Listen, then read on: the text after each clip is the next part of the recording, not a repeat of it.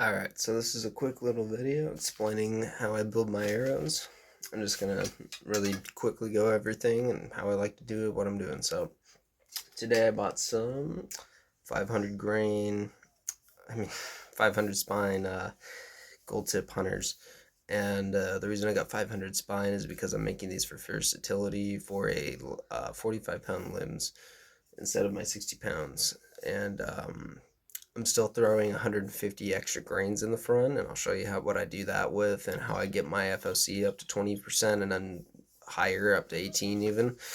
And then I usually use tips, practice tips that are around 125, and then my broadheads are 100, 125, 150, 180, 200. And that's around the ranges I like to use because then there's versatility. You can use the 100s to 125s, small game, like all the way down from squirrel all the way up to like coyote. And then if you're going any bigger than that, I like to use 150 to 180, 200 range and up, anything for any kind of game after that. Because if you're going for deer, elk, or anything like that, any kind of big game of any type, just use biggest head you can, man, really. The more weight you can get up in the front, the better. And if you're using a single bevel broadhead, solid, not a mechanical, and you're gonna get success. So how I like to build these arrows is they come at 30 inches from the store, and they do come pre-fletched, which I don't mind because Gold Tip does a really good job fletching. I'm not sponsored by them, so don't get the idea. And they're same with their nocks. Their nocks are really lightweight. They're really good for recurve, surprisingly, and I like them. So I usually stick with the nocks that are on there unless I'm changing them out for nighttime and are using like lighted nocks, like nocturnals, like these guys. I have some Amazon ones that are also surprisingly nice, and those have a little more weight in them, so you have to keep that in mind. Maybe use a slightly heavier head, but yeah, they'll come in around. Let's see, this is the last one I'm doing, 30 inches. And I like to cut them down to 28 and then about a centimeter or two higher than that because I have a 27-inch draw and 27 to 27 and a half, and I usually try to push it to 28, and I like to get the head all the way to the very end of the bridge because close as you can, it really is the better. And I'm not going to explain the physics of that. Everything I say in this video is in reference mostly to the Ed Ashby study. That's where I get a lot of my information about high FOC, and where I learned a lot of it from. It's a great learning information. Blah blah blah blah blah. Just go check them out. Look up Ed Ashby. But other than that, basically what I do, and what I would recommend you to do actually, is go to an arrow shop and have them cut it for you at that whatever length you need. Let's say you have a 29-inch draw, you might leave them at 30, or you might want to cut them exactly to 29. Like I like to cut them exactly to 28 because my max draw is 28, like very back of my anchor. If I'm really trying to get some extra power, that's 28 right there. And so I cut them 28 with a couple centimeters, tiny amount, just very slightly higher than 28, because you don't want it exact. You want a little bit extra just in case. And so once you do that, I like to put a piece of tape around personally and cut it myself, do my thing, but I recommend you have someone else do it. And then once you get it cut down, next thing you'll do is, you'll have it cut down to the right size. You'll make this. So these guys come with their own inserts, gold tip specifically, and I would recommend, if you're doing it this way, because this is how I'm doing it, to use gold tip. Even if it's not a gold tip shaft, order some gold tip inserts and order this next part, which is how I get my high FOC. These are the gold tip weighted inserts. So you can get these in 25 grains and 50 grains. I use the 50 because the 50 grains are bigger, better. You can get a lot more out of them because they come in a 12-pack, and I use 3 per to get 150 grains in the front. So you're going to take each one of these, screw them together, and they have a nice tight fit. So that's 3 of them. And then I can take my grain scale real quick. It's actually right behind you. Take that out.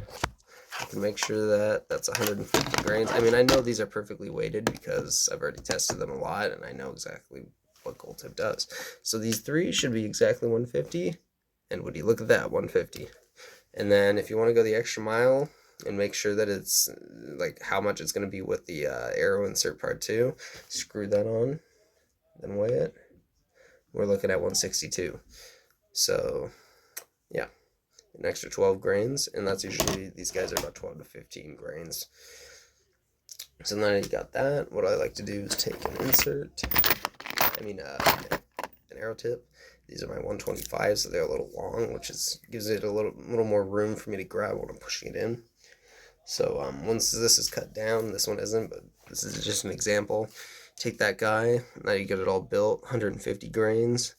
And I use 150 grains because of the versatility, but if you're just trying to get a FOC with let's say you only have 100 grain broadheads, then I would say take another one and turn that into 200 grains in the front, because then when you put that other broadhead on, say it's a 100 grain broadhead to 125 grain broadhead, that means that's 300 to 325 grains in the front. That's pushing around 25% to 20% FOC. That's high, more than high enough. You'll be fine. But if you're like me and you have a large amount of weight for different heads, then use 150, because then you can have a more versatile arrow. So now you got that in. Make sure it's nice and tight. Make sure that's not going to come loose. Smother the motherfucker in super glue or whatever strong adhesive that you know will work best for it. Same with the shaft. Make sure it's pre-glued. And then shove it on in there and twist towards the screwing so that you're making sure it's still tight. Then once it's fitted in there all the way, you would have it nice and fitted in there, wipe the glue excess away, and you're done. And that's it. And then you got high FOC built arrow that's fitted to you. And you can also do, I'm not going to do it and tell you about it because there's millions of videos, and I might make some videos on it later on, but tuning your arrow shafts beforehand and making sure they're all working great, blah blah blah blah. So I mean, as long as you've already tuned your shafts, you already know the shafts are good for you, then move on to this step. This is how you get the high FOC, in my opinion. There's a lot of other things you can do, like exterior weight for the front, like they screw on and there's an extra piece coming out, but I don't like those. I can put the weight on the inside of the shaft and have it in there out of the way, and there's nothing making the shaft bigger in the front and making it harder for you to penetrate. And yeah, that's about it. So that's what I do to build almost all my common hunting arrows. And if I'm doing a different thing, like a custom build, like these turkey arrows, which are for turkey heads that are those big blades coming off of them, you need a lot more fletching to steer them. But because of that, this has a lot more grain in the back. Plus, I'm going to be using lighted nocks 100% while I'm doing that, so it's going to have an extra bit from that too. So to compensate, I put 4, which is 200, and then I had to use a slightly lighter shaft than normal.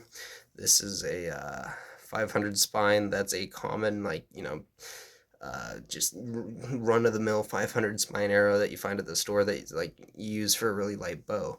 And the reason I did that was because of how much weight I'm putting all together, because now this arrow is about, with the tip, 620 grains. It's pretty heavy.